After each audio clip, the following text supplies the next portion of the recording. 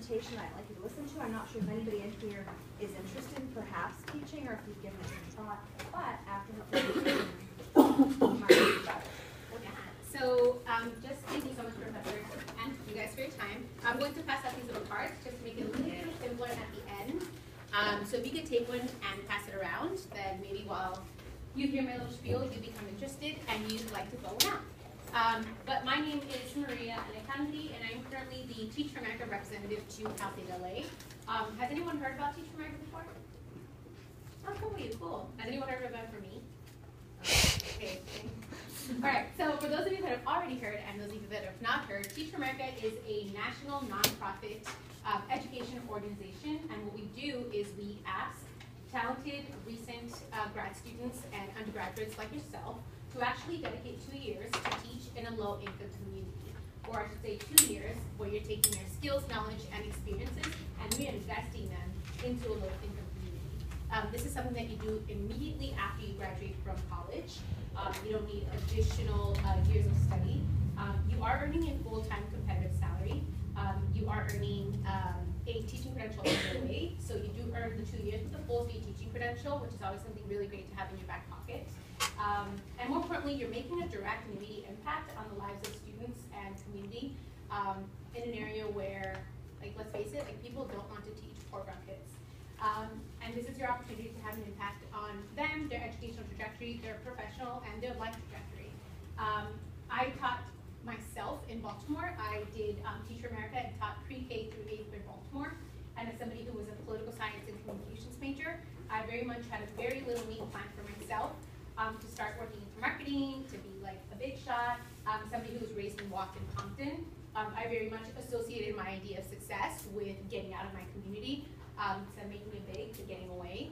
And it was a mentality that I shared with a lot of my fellow Compton High graduates and students and neighbors.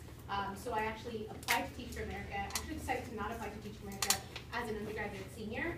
I went abroad, I did a master's.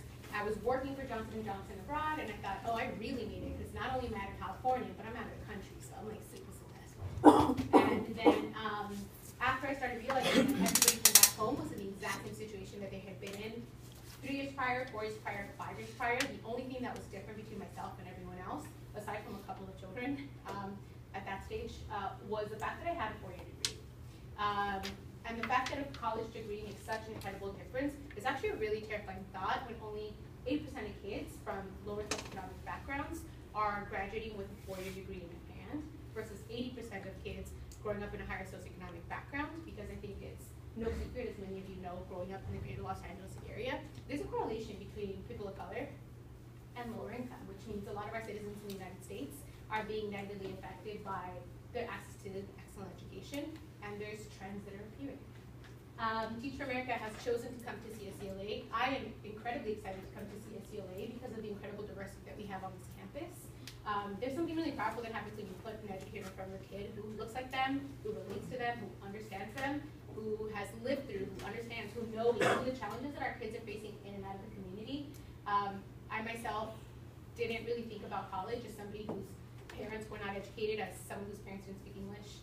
I didn't really think about college until a black student came into my class and said, I'm actually going to Berkeley right now. My parents didn't make it through high school. And it wasn't until junior year that, even though I had a 4.6 GPA, it occurred to me, like, maybe I actually shouldn't be going to Cerritos Community College. Maybe I should be looking into a 4-year university. Because every time somebody came from Beverly Hills High to do community service with us and talk to us about how they had gone to college and where they had graduated from, and they thought, you know, you can go to college. And I'm like, oh, girl, you can go to college. My parents don't have money. So there is something powerful that comes with having a really diverse set of teachers. And when 25% of the student population identifies as Latino in the United States, and only 9% of the teaching force identifies as Latino in the United States, something is very wrong. When only 2% of all of our teachers in the United States are males of color, are African-American males, something is really wrong. As somebody who taught in Baltimore, as much as I love my kids and care for my kids and supported my kids, I could never fulfill a role that a male teacher would have been able to for that kid. So if you've ever thought about teaching, if it's ever considered, it's crossed your mind, you've considered it, you know, for me, I wanted to, like, one day do good and one day do something good for my community, this is an excellent way to actually have a direct and immediate impact on the lives of kids, on a community, a way to help break that poverty cycle. This isn't a choice between choosing to do anthro, or if you're not an anthro major, choosing to do your major and teaching. This is an incredible way to make yourself more competitive for graduate school. At the end of the day, Teach for America is an excellent name. It's an incredible soft factor on your resume. It shows social entrepreneurship. It allows you to develop a number of skills that grad schools, med schools, law schools are looking for. We have existing partnerships with graduate schools, law schools, a lot of other programs. So it's not choosing between going to grad school or doing industry or teaching. It's making yourself more competitive for all those other things, while doing something incredibly meaningful at the ripe age of whatever you are.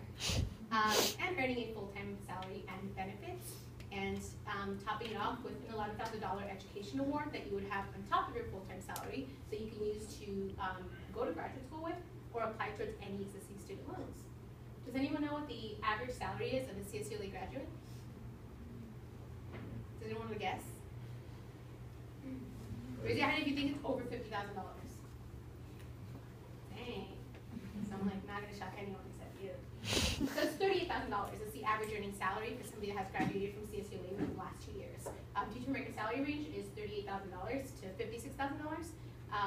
But that's definitely like not the reason to do it. The reason to do it is because you have an explicit desire to work with low-income communities and to make a really big impact, because it's incredibly terrifying to teach in a low-income community in terms of like how devastating some of the situations are, how little access to resources our kids have, but it's also incredibly exciting when you look at the potential and growth that can be made in a relatively short amount of time.